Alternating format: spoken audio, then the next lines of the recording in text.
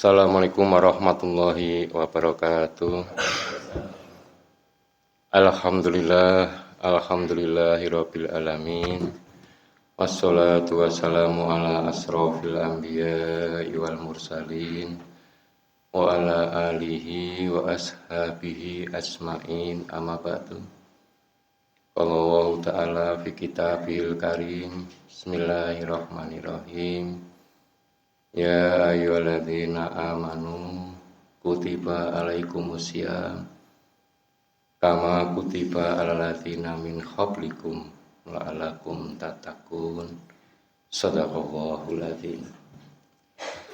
Hadirin sama subuh rahimakumullah. Yang pertama sudah barang tentu tidak lupa senantiasa kita panjatkan puji syukur kita kehadirat Allah Subhanahu wa taala. Karena atas limpahan berkah serta rahmat dari Allah, kita masih diperkenankan untuk bersama-sama dalam melaksanakan ibadah puasa pada tahun ini, dan khususnya menjalankan ibadah sholat subuh secara berjamaah dalam keadaan yang sehat, tiada kurang satu apapun. Selanjutnya, sholawat serta salam marilah senantiasa kita sanjungkan pada junjungan kita Rasulullah Muhammad SAW. Hadirin sama yang berbahagia, singkat saja dalam kesempatan kultum pada pagi hari ini kami sampaikan ada 3 aspek dalam pelaksanaan ibadah Ramadan. 3 aspek itu apa? Yang pertama terkait dengan aspek ketakwaan individual atau personal.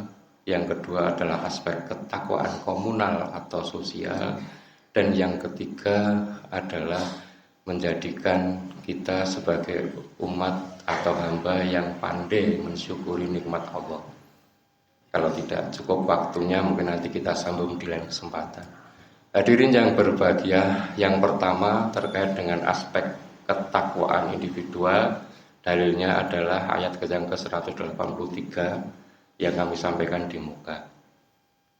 Jadi ayat 183 ini yang paling populer pada saat kita melakukan ibadah Ramadan, puasa di bulan Ramadan. Namun sebenarnya ini adalah 183 sampai 187. Nanti dicermatin di dalam itu. Jadi mulai dari ayat 183 sampai dengan ayat 187. Jadi ayat ini turun pada tahun kedua Hijriah, pada bulan Sya'ban. Jadi 1 bulan sebelum bulan Ramadan.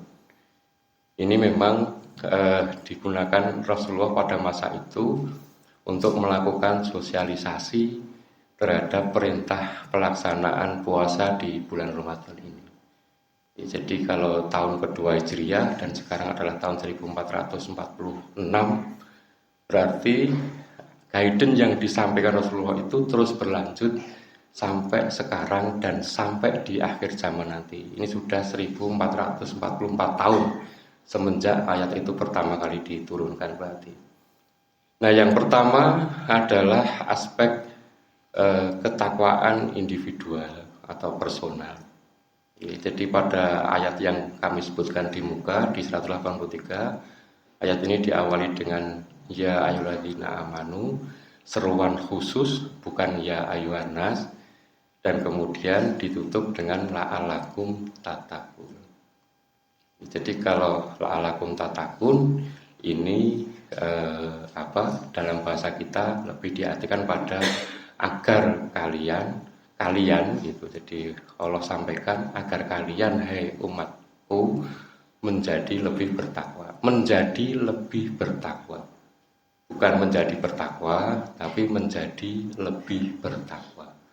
Artinya ada satu nilai tambah yang harus dicapai dalam pelaksanaan ibadah puasa Ramadan kita di tahun ini. Nilai tambahnya apa? Secara individual atau secara personal diharapkan kita mampu meningkatkan tataran kita. Jadi diharapkan dalam pelaksanaan ini ada satu korelasi yang signifikan dan positif. Korelasi ini hubungan. Signifikan itu hubungannya nyata berpengaruh. Dan positif itu kalau dari satu sisi naik, maka sisi lain juga naik. Jadi korelasi yang positif dan signifikan artinya adalah hubungan yang berpengaruh nyata antara satu sisi atau satu faktor dengan faktor yang lain. Kalau di ilmu statistik, korelasinya dilambangkan dengan huruf R kecil. Kalau studi hubungannya, pengaruhnya dilambangkan dengan huruf F, itu nanti ada koefisien korelasinya. Nah, itu satu hal penting yang terkait dengan bagaimana nilai ketakwaan individual yang diharapkan kita peroleh dalam pelaksanaan ibadah puasa Ramadan tahun ini. Jadi harapannya di satu tataran ini kita bisa naik ke tataran berikutnya, sehingga aspek yang pertama adalah bagaimana bisa diupayakan adalah aspek ketakwaan secara individu.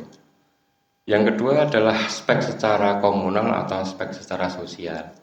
Dasarnya ada pada ayat 100 yang ke-85, nanti dibaca di dalam.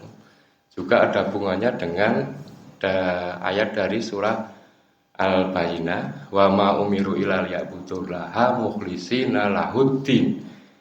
Mukhlisina lahuddin dilanjutkan di ayat berikutnya, hunafa ayyuqimus sholata wa yu'tuz zakata wa zalika dinul qayyimah. Jadi mukhlisina lahuddin dalam surah Al-Bayyinah itu adalah mereka yang ikhlas dalam menjalankan segala perintah agama yang lurus. Mukhlisina lahuddin.